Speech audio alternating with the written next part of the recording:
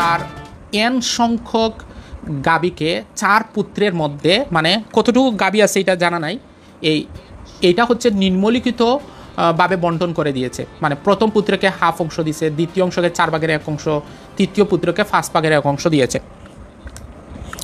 এখন বিষয়টা কীরকম দেখেন, এই হচ্ছে n সংখ্যক হচ্ছে গাভী আছে, n সংখ্যক গাভী। তো n সংখ্যক গাভীর মধ্যে পুত্র যেহেতু 3 জন, তাই না, তাহলে একজন হচ্ছে ধরেন আমি প্রথম পুত্র, তারপরে হচ্ছে দ্বিতীয় পুত্র, এখানে হচ্ছে তৃতীয় পুত্র, এই হচ্ছে 3 জন।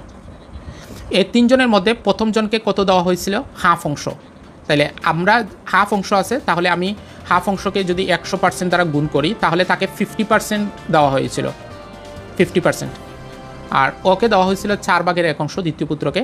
তো 4/1 অংশ মানে 100% দ্বারা যদি গুণ করি তাহলে তাকে দেওয়া হয়েছিল 25%, তাই তো? তাকে দেওয়া হয়েছিল কত? 25%। আর তৃতীয় জনকে দেওয়া হয়েছিল আপনার 5/1 অংশ, তার মানে 5/1 অংশ ইন্টু হচ্ছে 100%, তার মানে দেওয়া হয়েছিল ওনাকে 20%, হলো? তাইলে এখানে কত হইলো দেখেন, 50, 70, তারপরে হচ্ছে 95%। তার মানে এই 3 জনই 95% নিয়ে গেছে, 95% নিয়ে গেছে। তাহলে বাকি যিনি আছে উনি কিন্তু এই যে চতুর্থ জন, ওনাকে 60টা মাত্র দেওয়া হয়েছে।